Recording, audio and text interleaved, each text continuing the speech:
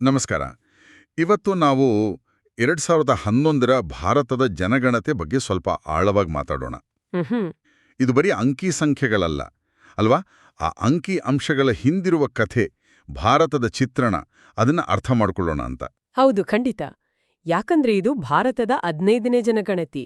ಆಮೇಲೆ ನಮ್ಮ ಸ್ವತಂತ್ರ ಭಾರತದ 7ನೇ ಜನಗಣತಿ ಇದು. ಓ ಹೌದಾ, 7ನೇದು.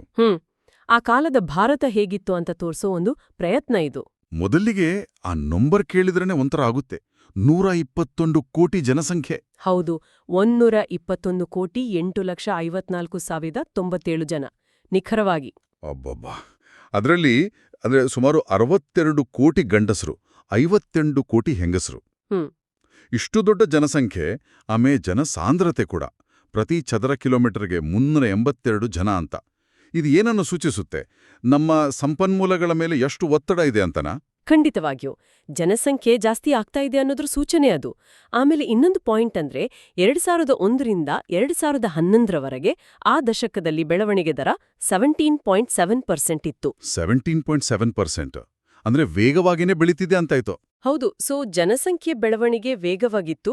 ಇದು ಪ್ಲಾನಿಂಗ್ ಮೇಲೆ, ಮೂಲಸೌಕರ್ಯಗಳ ಮೇಲೆಲ್ಲ ಒಂಥರ ನಿರಂತರ ಪ್ರೆಷರ್ ಇದ್ದೇ ಇರುತ್ತೆ. ಸರಿ, ಈ ದೊಡ್ಡ ನಂಬರ್ಗಳ ಆಚೆಗೆ ನೋಡಿದ್ರೆ ನಮ್ಮ ಸಮಾಜದ ಸ್ಥಿತಿಗತಿ ಹೇಗಿತ್ತು? ಉದಾಹರಣೆಗೆ ಶಿಕ್ಷಣ ತಗೊಳ್ಳಿ. ಸಾಕ್ಷರತಾ ದರ 74.04%. ಇದು ಮುಂಚೆಗಿಂತ ಚೆನ್ನಾಗಿತ್ತು ಅನ್ಸುತ್ತೆ. ಹೌದು, ಸುಧಾರಣೆ ಆಗಿತ್ತು. ಆದರೆ ಗಂಡಸರು 82.14%, ಹೆಂಗಸರು 65.46%. ಈ ಗ್ಯಾಪ್ ಮಾತ್ರ ಇನ್ನೂ ದೊಡ್ಡದೇ ಇತ್ತು. ಹೌದು, ಆ ಅಂತರ ಹಾಗೇ ಇತ್ತು. ಯಾಕೆ ಹೀಗೆ? ಈ ಅಂತರದ ಬಗ್ಗೆ ಏನಾದರೂ ವಿಶ್ಲೇಷಣೆ ಇದೆಯಾ ಮೂಲಗಳಲ್ಲಿ? ಇದೆ. ಆ ಅಂತರ ಮುಖ್ಯವಾಗಿ ಶಿಕ್ಷಣದ ಅವಕಾಶಗಳಲ್ಲಿರೋ ಅಸಮಾನತೆ ಮತ್ತೆ ಸಮಾಜದ ಧೋರಣೆಗಳನ್ನ ತೋರಿಸುತ್ತೆ ಅಂತ ಹೇಳಲಾಗುತ್ತೆ. ಓಕೆ. ಮಹಿಳಾ ಸಾಕ್ಷರತೆ ಕಡಿಮೆ ಇದ್ರೆ ಅದು ಅವರ ಆರೋಗ್ಯ, ಕೆಲ್ಸದ ಅವಕಾಶ, ಒಟ್ಟಾರೆ ಸಬಲೀಕರಣ ಇದೆಲ್ಲದರ ಮೇಲೂ ಪರಿಣಾಮ ಬೀರುತ್ತೆ ಅಲ್ವಾ? ಹೌದು, ನಿಜ. ಅದೇ ಕೇರಳದಂತಹ ರಾಜ್ಯಗಳು, ಅಲ್ಲಿ 94% ಸಾಕ್ಷರತೆ ಇತ್ತು. ಫಸ್ಟ್ ಪ್ಲೇಸ್ನಲ್ಲಿದ್ರು ಅವರು. ಹೌದಲ್ವಾ? ಕೇರಳ ಲಿಂಗಾನುಪಾತದಲ್ಲೂ ಮುಂದಿತ್ತು ಅಲ್ವಾ? ಪ್ರತಿ 1000 ಗಂಡಸರಿಗೆ 1084 ಹೆಂಗಸರು. 1084. ಆದರೆ ನ್ಯಾಷನಲ್ ಆವರೇಜ್ ಬರೀ 943. ಹರಿಯಾಣದಲ್ಲಿ ಇನ್ನೂ ಕಮ್ಮಿ, 877 ಅಂತೆ. ಹೌದು. ಇಷ್ಟೊಂದು ವ್ಯತ್ಯಾಸ, ಇದು ಏನ್ ಹೇಳುತ್ತೆ? ಇದು ಆಯಾ ರಾಜ್ಯಗಳ ಸಾಮಾಜಿಕ ಸ್ಥಿತಿ ಹೇಗಿದೆ ಮತ್ತೆ ಹೆಣ್ಣು ಮಗು ಬಗ್ಗೆ ಜನರ ಧೋರಣೆ ಹೇಗಿದೆ ಅನ್ನೋದಕ್ಕೆ ಕನ್ನಡಿ ಹಿಡಿದ ಹಾಗೆ. ಈಗ ಕೇರಳದಲ್ಲಿ ಲಿಂಗಾನುಪಾತ ಚೆನ್ನಾಗಿದೆ ಅಂದ್ರೆ ಅಲ್ಲಿ ಶಿಕ್ಷಣ, ಆರೋಗ್ಯ ಸೌಲಭ್ಯಗಳು ಚೆನ್ನಾಗಿರೋದಕ್ಕೆ ಅದನ್ನ ಲಿಂಕ್ ಮಾಡ್ತಾರೆ. ಸರಿ. ಆದ್ರೆ ಹರಿಯಾಣದಲ್ಲಿ ಅಷ್ಟು ಕಡಿಮೆ ಇರೋದು ಅದು ನಿಜಕ್ಕೂ ಒಂದು ಗಂಭೀರ ಸಾಮಾಜಿಕ ಸಮಸ್ಯೆನೆ. ಸರಿ. ಹಾಗೆಯೇ ಹಳ್ಳಿ ಮತ್ತು ನಗರಗಳ ಚಿತ್ರಣ ಕೂಡ ಸ್ಪಷ್ಟವಾಗಿತ್ತು. ಹೆಚ್ಚು ಕಡಿಮೆ 69% ಜನ ಹಳ್ಳಿಗಳಲ್ಲಿ. 68.84% ನಿಖರವಾಗಿ. ಓಕೆ. ಸೊ ಹೆಚ್ಚು ಜನ ಹಳ್ಳಿಗಳಲ್ಲೇ ಇದ್ರು. ಸುಮಾರು 31% ಮಾತ್ರ ನಗರವಾಸಿಗಳು. ಹೌದು.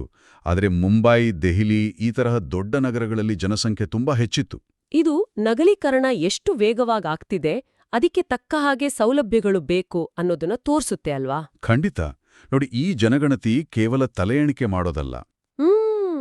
ಜನರ ಎಜುಕೇಷನ್, ಅವರು ಮಾಡೋ ಕೆಲ್ಸ, ಧರ್ಮ. ಈಗ ಹಿಂದೂಗಳು 79.8%, ಮುಸ್ಲಿಮರು 14.2% ಹಂಗೆ. ಆಮೇಲೆ ಭಾಷೆ, ಮತ್ತೆ ತುಂಬಾ ಮುಖ್ಯವಾಗಿ ಮನೇಲಿ ಟಾಯ್ಲೆಟ್ ಇದೆಯಾ, ಕುಡಿಯೋ ನೀರಿದೆಯಾ, ಈ ತರಹ ಮೂಲ ಸೌಕರ್ಯಗಳ ಬಗ್ಗೆನೂ ಮಾಹಿತಿ ಕಲೆಕ್ಟ್ ಮಾಡಿದ್ರು. ಓ, ಅದೆಲ್ಲ ಇತ್ತಾ? ಹೌದು. ಇದು ಪಾಲಿಸಿ ಮಾಡೋರ್ಗೆ, ಅಂದ್ರೆ ನೀತಿ ನಿರೂಪಣೆಗೆ ಬಹಳನೇ ಇಂಪಾರ್ಟೆಂಟ್ ಡೇಟಾ ಇದು. ನಿಜ. 2011ರಲ್ಲಿ ಇನ್ನೊಂದು ದೊಡ್ಡ ಬದಲಾವಣೆ ಅಂದ್ರೆ ಬಯೋಮೆಟ್ರಿಕ್ ಮಾಹಿತಿ ತಗೊಂಡಿದ್ದು. ಹೌದು, ಅದೇ ಆಧಾರ್. ಆಧಾರ್ ಪ್ರಾಜೆಕ್ಟ್ ಶುರುವಾಗಿದ್ದು ಆಗ್ಲೇ ಅಲ್ವಾ? ಇದರ ಮಹತ್ವ ಏನು? ಇದು ಡೇಟಾ ಕಲೆಕ್ಷನ್ನಲ್ಲೇ ಒಂದು ಮೈಲಿಗಲ್ಲು ಅಂತ ಹೇಳಬಹುದು. ಯಾಕಂದ್ರೆ ಪ್ರತಿಯೊಬ್ಬ ವ್ಯಕ್ತಿಗೂ ಒಂದು ಯುನೀಕ್ ಐಡಿ ಕೊಟ್ಟು ಸರ್ಕಾರದ ಯೋಜನೆಗಳನ್ನ ನೇರವಾಗಿ ಅವ್ರಿಗೆ ತಲುಪಿಸೋಕೆ ಹೆಲ್ಪ್ ಆಗುತ್ತೆ ಅಂತ. ಆಮೇಲೆ ಡೇಟಾ ಇನ್ನೂ ನಿಖರವಾಗಿರುತ್ತೆ, ಸೇಫ್ ಆಗಿರುತ್ತೆ ಅನ್ನೋ ದೃಷ್ಟಿಯಿಂದನೂ ಇದು ದೊಡ್ಡ ಸ್ಟೆಪ್. ಹಾಗಾದ್ರೆ ಒಟ್ಟಾರೆಯಾಗಿ ಹೇಳೋದಾದ್ರೆ 2011ರ ಜನಗಣತಿ ನಮಗೆ ಏನೇನು ಚಿತ್ರಣ ಕೊಡ್ತು? ಒಂದು, ಭಾರತದ ಅತಿ ದೊಡ್ಡ ಜನಸಂಖ್ಯೆ. ಹೌದು. ಆಮೇಲೆ ಲಿಂಗಾನುಪಾತ, ಸಾಕ್ಷರತೆ, ಇದರಲ್ಲೆಲ್ಲ ರಾಜ್ಯಗಳ ಮಧ್ಯೆ ಇರೋ ಅಸಮಾನತೆಗಳು. ನಿಜ. ನಗರೀಕರಣ ಜಾಸ್ತಿ ಆಗ್ತಿರೋದು ಮತ್ತೆ ಮೊದಲ ಬಾರಿಗೆ ಬಯೋಮೆಟ್ರಿಕ್ ತಂತ್ರಜ್ಞಾನ ಬಳಸಿದ್ದು, ಅಂದ್ರೆ ಆಡಳಿತ ಕೂಡ ಬದಲಾಗ್ತಿದೆ ಅನ್ನೋ ಸೂಚನೆ.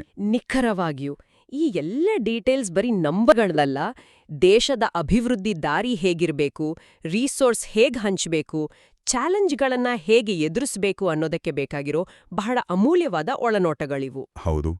ಕೊನೆಗೊಂದು ಯೋಚನೆ ಮಾಡೋಣ. ಈ ಜನಗಣತಿ ಪ್ರತಿಯೊಬ್ಬ ವ್ಯಕ್ತಿಯ ಬಗ್ಗೆನೂ ಅಂದ್ರೆ ಅವರ ಶಿಕ್ಷಣ, ಕೆಲಸ, ಅವರಿಗೆ ಸಿಗ್ತಿರೋ ಸೌಲಭ್ಯಗಳು ಇದ್ರ ಬಗ್ಗೆ ಇಷ್ಟೊಂದು ಡೀಟೇಲ್ ಆಗಿ ಮಾಹಿತಿ ಕಲೆ ಹಾಕುತ್ತೆ. ಈ ಮಾಹಿತಿಯನ್ನ ಬಳಸ್ಕೊಂಡು ನಾವು ಮುಂದಿನ ಭಾರತದ ಅಭಿವೃದ್ಧಿ ಯೋಜನೆಗಳನ್ನ ಮಾಡುವಾಗ ನಮ್ಮ ಜವಾಬ್ದಾರಿ ಎಷ್ಟಿದೆ, ಎಂತೆಲ್ಲ ಸಾಧ್ಯತೆಗಳಿವೆ ಅಂತ ಯೋಚನೆ ಮಾಡಬೇಕಲ್ವಾ? ಖಂಡಿತವಾಗಿಯೂ ಆ ಡೇಟಾವನ್ನು ಸರಿಯಾಗಿ ಬಳಸ್ಕೊಳ್ಳೋದು ಬಹಳ ಮುಖ್ಯ.